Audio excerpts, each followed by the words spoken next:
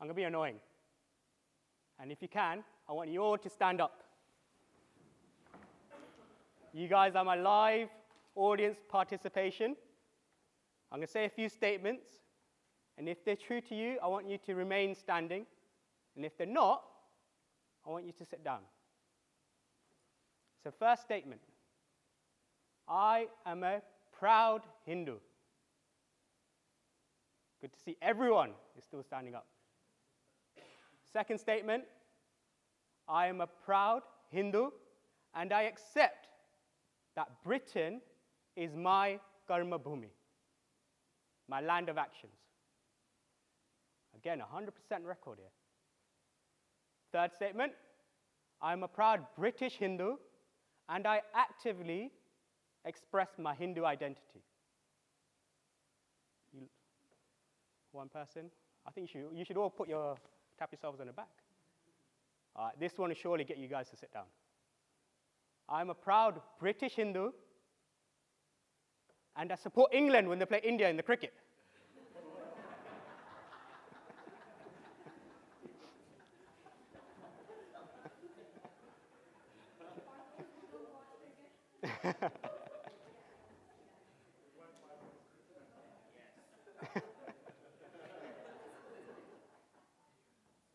But we've got one person still standing up. But there's a question here. What does it mean to be a British Hindu?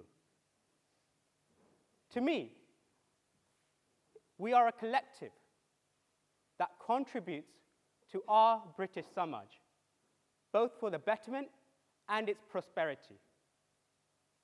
And I fundamentally believe that British values are the same as our dharmic values. And I can see there's a few confused faces here. So I did a little Googling for you lot. And I understood what British values are. There's around 3 or 4 of them. So the first one is individual liberty, mutual respect, tolerance. I think we can all agree that these are also dharmic universal values. There's a 4th one as well, democracy. And it defined it as individuals or everyone having the right and the voice to influence decision making. And that's the one I want to focus on today. Why? There's 1 million of us in the UK today. We should do more, and we can do more. And I think there's 3 steps that we can take, all of us. 1, we can take responsibility, be aware and take responsibility. 2, we have to influence, and influence for good. And 3, shift ourselves from a passive Hindu to a more active Hindu, and thereby becoming a Karmasila British Hindu. That's what that means. So step 1, who was paying attention? Awareness and taking responsibility. It's a strong word. All of us, we go to work, perhaps we go to university or college. We have our working lives. We have our family lives, our back home. And then we have a social life. And we're in this bubble. And things outside this bubble, problems in our society, in our British society, sit outside this bubble. And we say, that's not my problem. That's the government's problem. That's this problem. And we don't need to look too far back in our Bharatiya past to showcase where certain individuals have taken responsibility.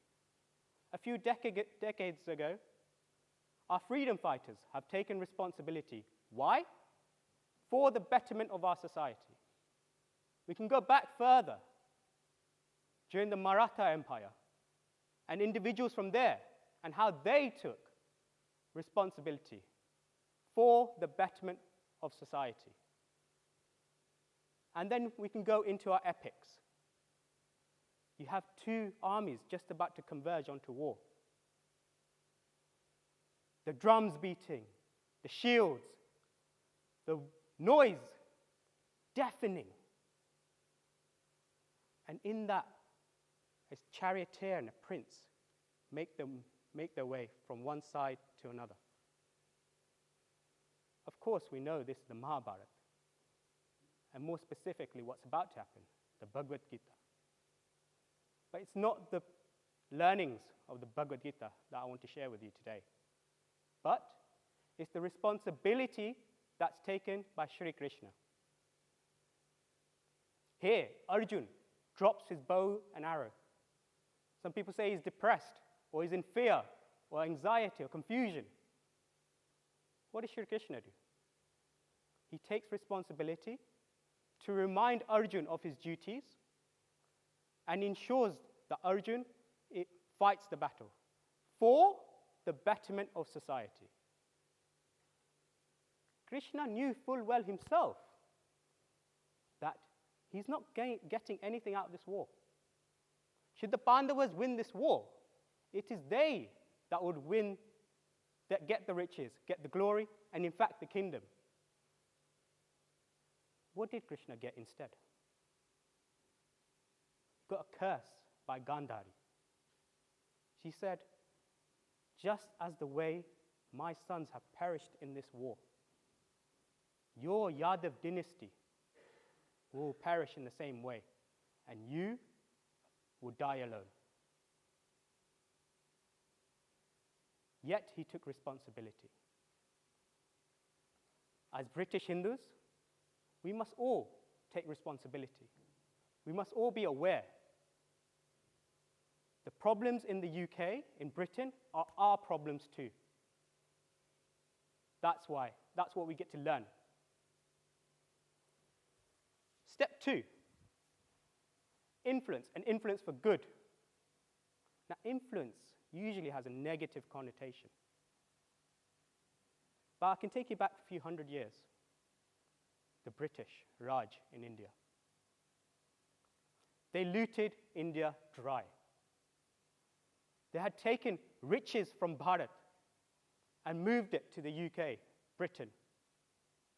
In fact, the industrialization of Britain was the deindustrialization of Bharat. Poverty and famine was rife throughout Bharat. And in this sthiti, a young boy was born. He wasn't a king. He wasn't a warrior. He was just an ordinary boy who ended up doing extraordinary things. But he died at the age of 39. But it was the age of 30, and what he did at the age of 30, that really resonated with me. Because I, too, am of a similar age. And throughout his younger years, he used to go around finding guru after guru after guru, trying to understand why Bharat is in such a situation. And he would ask them one question: have you seen God? To which he never really got a good response from any of the gurus. Until he found one guru who responded back to him saying, I can see God as clearly as I see you. Under his tutelage, he went across Bharat and understood what it needed at the time. He ended up in Kanyakumari, and then the World Parliament of Religions in 1893. Swami Vivekananda. In Chicago, at the World Parliament of Religions, he influenced the West for good. Despite Bharat and its situation, how it was looted dry by the British Empire, he showcased to the world, to the West, that Bharat had more than just material riches to share. It had spirituality and dharma to share. His whole speech was based around Ekam Sat Viprabodha Vedanti. He influenced the West to show we have more to give. As British Hindus, we can identify the problems. We also have solutions that we can offer. We can influence that. Why don't we bring that to the table? That's step 2. Step 3 is shifting ourselves from being a passive Hindu to a more active Hindu, becoming a Karmasila British Hindu. Now, I can give you a personal example here. A few years ago, I was at work. I sat at my desk, and it was just after Diwali. I'd taken some leave off for Diwali. And an email popped up, and it had an article about Hindus in my organization celebrating Diwali. It was from our faith network group. And the article ticked every single box that you would consider in a typical Diwali article.